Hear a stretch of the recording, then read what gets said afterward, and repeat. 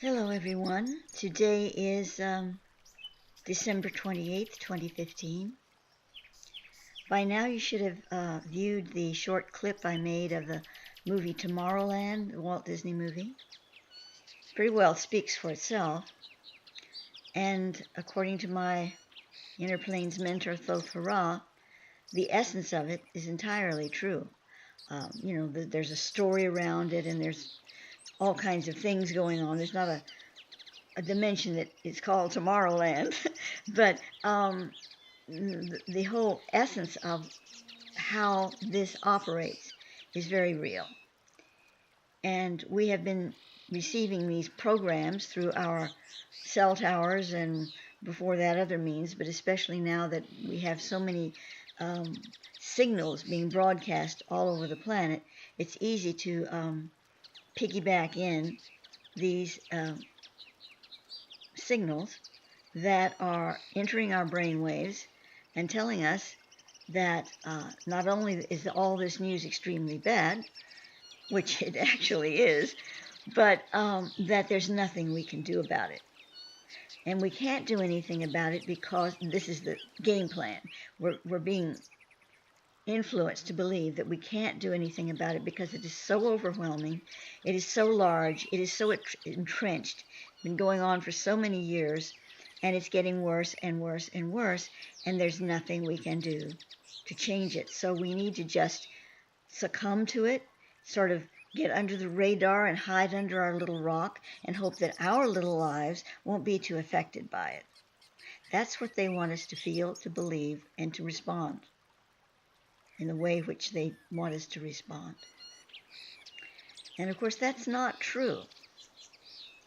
Thoth has told me that all of this doom and gloom stuff that's very real and out there, and we need to stay informed, but all of it is coming from a output that is a very, very narrow bandwidth.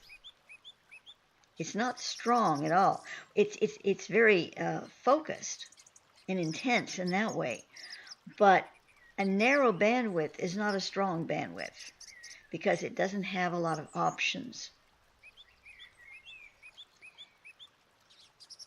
So if we switch our frequency as a collective whole, and that doesn't mean that everybody has to, but the 100th monkey effect has to, that enough of us to make the switch, then all of this is just a house of cards.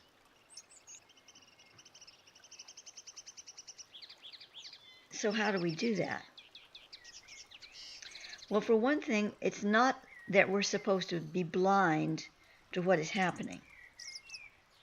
The movie said, well, we just programmed you with all this stuff, all the doom and gloom, so much you became so absorbed with it, that you just, it was a self-creating prophecy. And indeed, if that's all we do, if we just sit here and become bloated with all the negative things that are going on the planet, we will create a self-fulfilling prophecy. Indeed, we're very busily about doing that.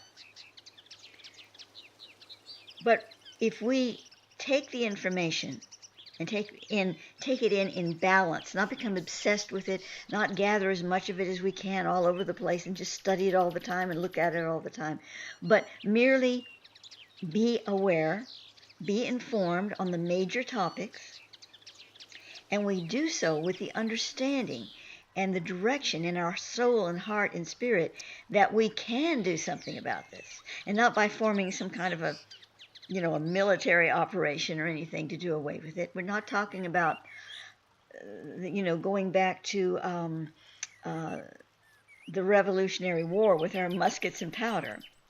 But we can make a difference, and we can change it by changing our vibration. But we do need to stay informed so we know what's happening so that we can focus on changing that. Now, we can change it in surface ways by being aware how we feed the wolf. What wolf are we feeding? We don't want to feed the wrong wolf. And we feed it by focusing too much on it, by focusing in anger, in doom and gloom. It's not like we don't want to look at it. We don't want to experience it. See, there's a difference between looking at something and saying, there it is, I see it, I'm informed. Or saying, oh my God, look at that. Isn't that awful? Oh my God, that is terrible. I'm so angry about that. How could they do that? This is awful. That is feeding the wrong wolf. The other side of the coin is saying, oh, we mustn't look at it. We mustn't look at it at all. No, no, no, no. We just want to think of fairies and butterflies and unicorns. We don't want to look at it because if we look at it, we'll create it. Now, see, that's going too far in the other direction. We have to stay present. We are in this world. We have to stay informed. But we don't wish to experience what feeds the wolf, because that's what's feeding it, through our experiential reality.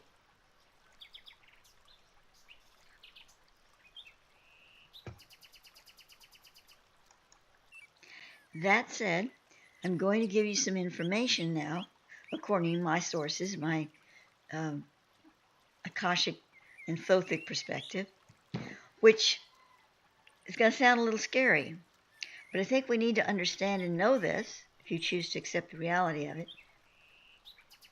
But at the same time, don't take it into your experiential body. Don't start living it, because it's something that is in that very narrow bandwidth that we can switch off and move the frequency. And we'll talk about that a little bit in a moment.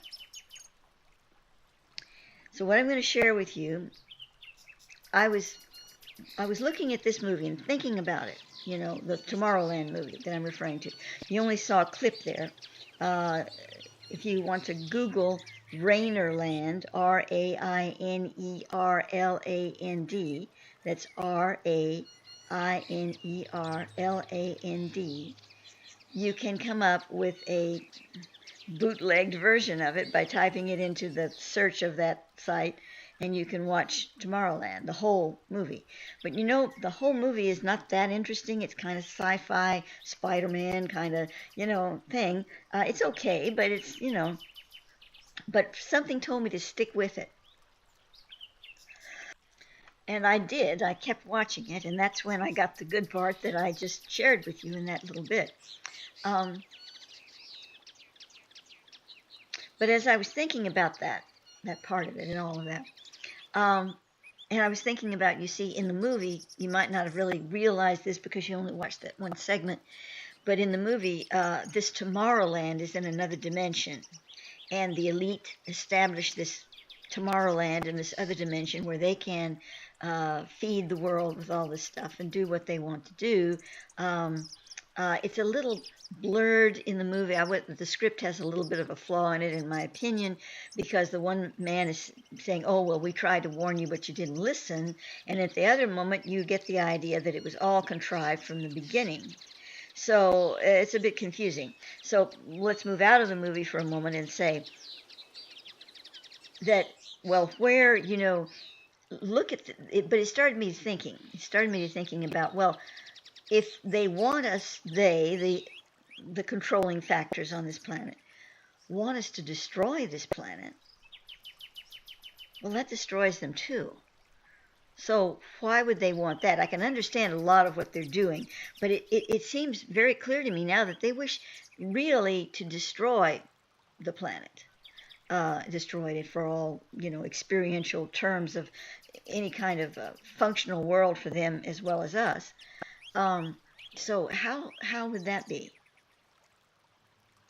Well, that's when the Thothic streaming kicked in, and I was shown that from their perspective, this planet will eventually be annihilated by a comet, various things that they have knowledge of. They're seeing it from, now remember, this is their little tiny bandwidth, okay? So they say, oh, well, the world's going to be destroyed. Well, we don't want to be destroyed. How are we going to change this?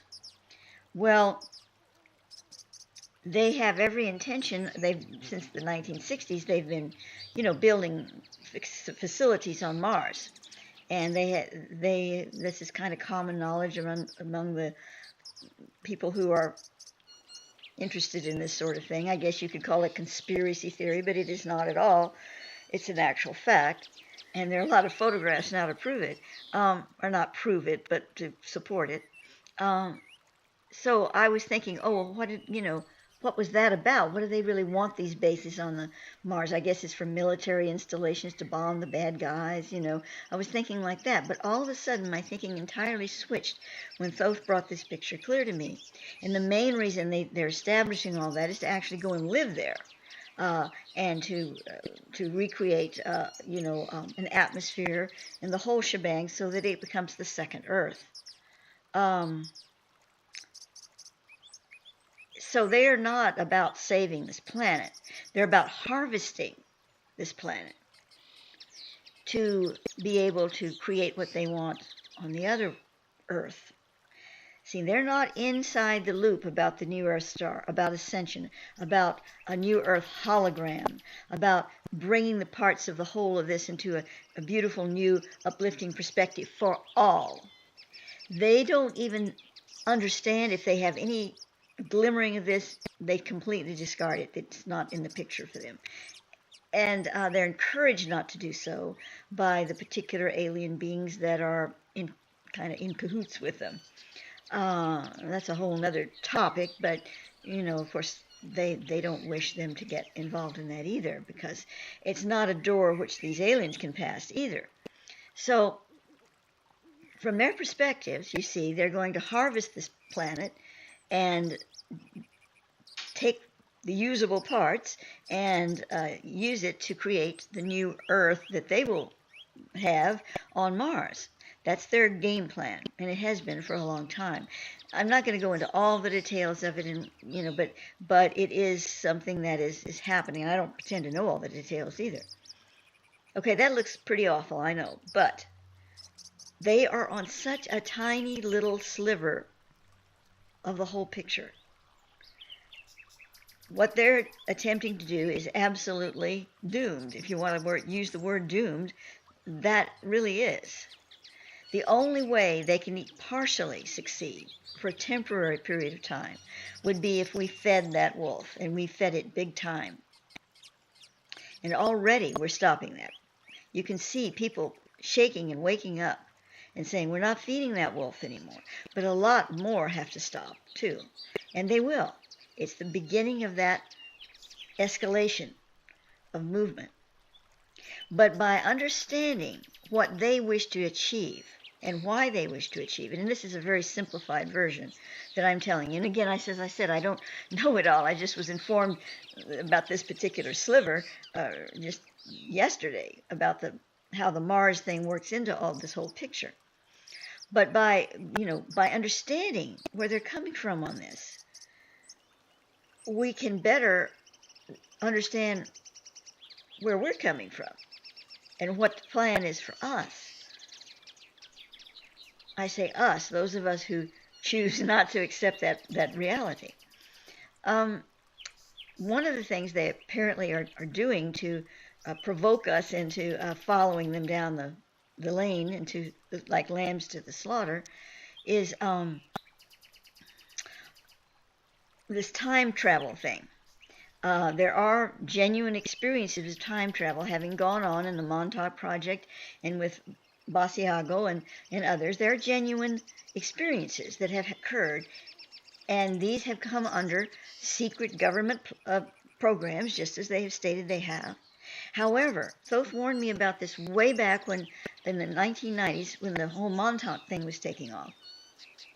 And that is that we have to remember that these people who are honestly and sincerely sharing their experiences with us of what happened to them in these time travel experiences when they were grabbed and subjected to this stuff, or as a little kids were brought into it by their parents or whatever, they were victims of it.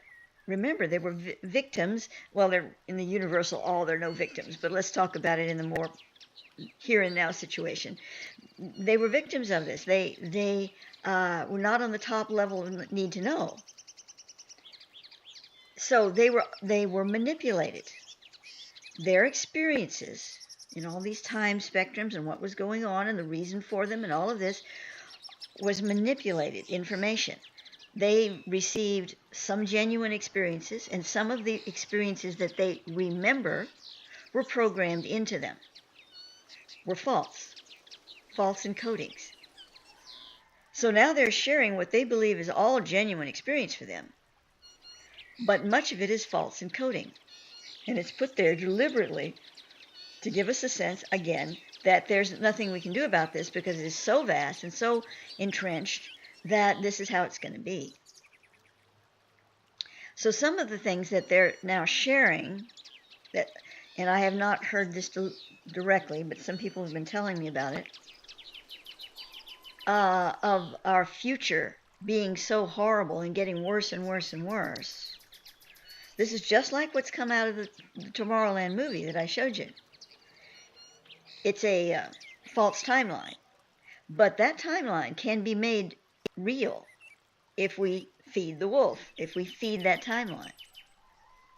So that's where it stands up to us to realize that they're making a shadow show on the wall. They're tiny little puppets. They've got these tiny little puppets, and they're displaying them through, manipulation to create these big shadows on the wall, these monsters. And we feel like we are these tiny little people, and these big monsters have control of the world.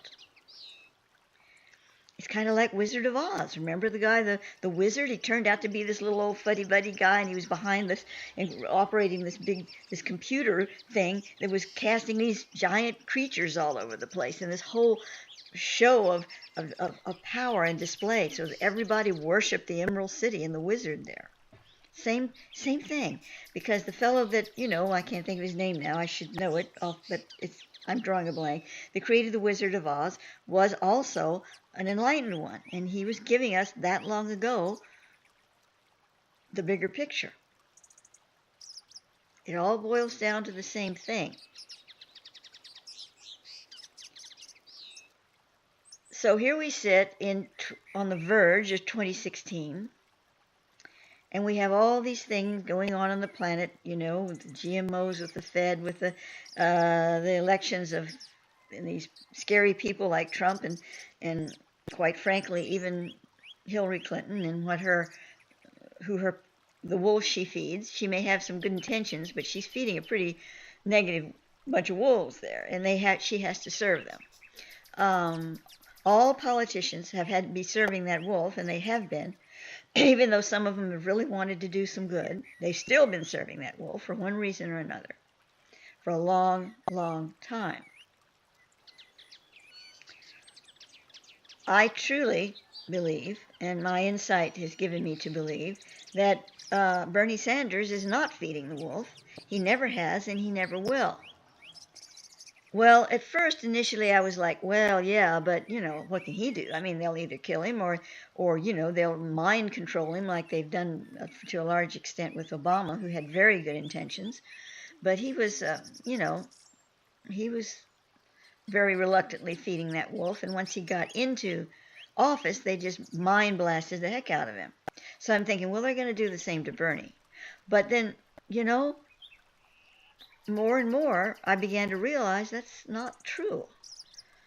Because the inner light network, which is composed of really all of us on a subliminal level, all of us who are aware and desire to do good for the planet, and the ultra beings and some very high ups in around the wolves, circling the wolves and incognito, have been working for a long time as the inner light network to create a substantial energy to support someone like Bernie Sanders to be able to live long enough to get into office and to do something once he's in office. It won't be easy, but if it's timed, and I believe that it's being timed, to coordinate with the crumbling of this iron grip that what Thoth calls the One World Legion has on the world and has had for a long time, if it's coordinated just with that, the power to control him, the power to stop him, will not succeed. Now, I don't know if Bernie's going to become the next president. Nobody's told me yay or nay about that. But there's a good chance that he will be. And if he does become president, there's a good chance that he will, even if he can succeed 25% of what he's talking about, it will be enough to put that huge crack that's already in the structure to break it apart. Now, if he doesn't become president, not all is lost by any means. It's already started a rolling movement, that wasn't there before. And I'm sure Bernie will keep it up. And it's not just up to him. He's a person that's willing to stand up and do it because he's been wanting to do it for a long time. But there are others as well. This is a sign. It's a sign that it is happening and it is beginning. But we need to support that, not only with voting for Bernie Sanders, but for, in our lives, in our everyday lives, and the way we think and feel, balancing our uplifting feelings of positivity and experiencing joy in our lives, and recognizing that we have the power to overcome all of these things, not through oppositional force, but through loving, consistent presence. Not only that, but doing the outer work too by, speaking your piece and encouraging others to do so, not in an angry manner, but in a truthful manner. They're all different levels that we can work on without engaging fear, violence, oppositional energy. By oppositional, I mean I'm going to defeat this. This isn't going to get me. That kind of thing. You don't fight it. You transform it. And you don't transform it through preaching to it or trying to convince it. You do it through energy. Just like when you set some tuning forks up. And some forks are vibrating at a very low frequency, and others are vibrating at a higher frequency. The ones at the lower frequency start vibrating at the higher frequency because they're in the presence of that higher frequency. So that is the kind of energy input that feeds the right wolf.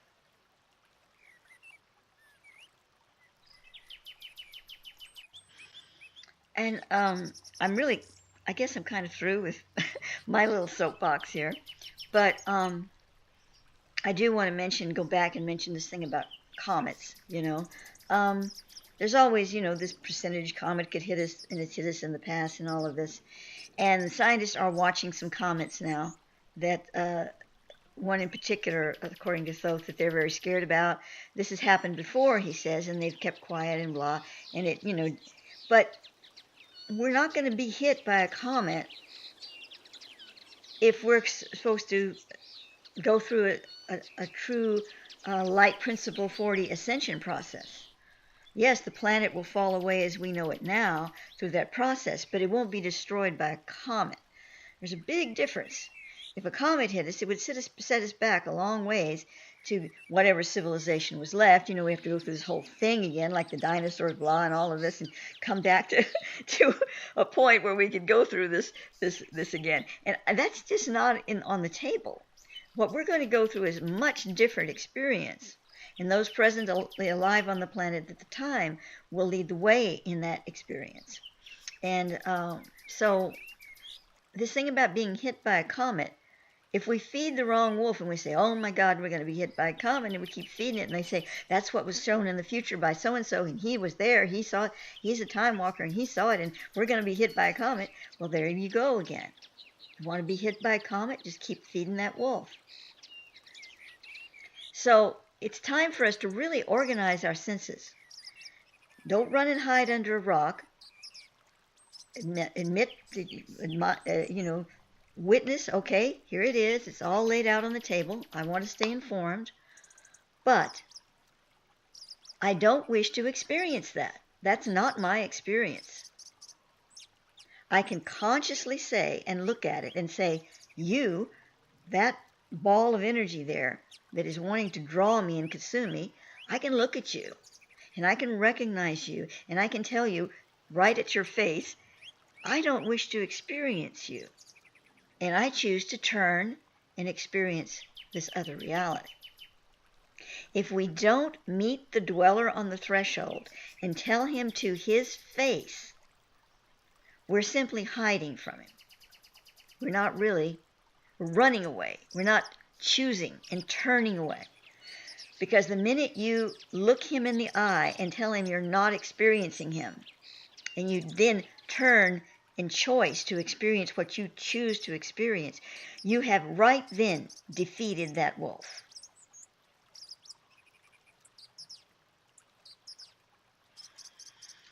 All right, I think I've said enough for today, and I sincerely hope that this gives you some inner feeling of your own wisdom and power that is definitely there. And I'm not telling you anything really that you don't already know in regard to, universal law and principle. I'm just helping you to recharge it, activate it. I'm, as Thoth would say, witnessing it for you, witnessing it with you. He would say to me, I witness you. And I'm thinking, what is he, a Jehovah's Witness or what, But I began to realize what he was saying as he started explaining it to me. We witness for one another. I see you, as the Avatar movie says. I see you. I witness you.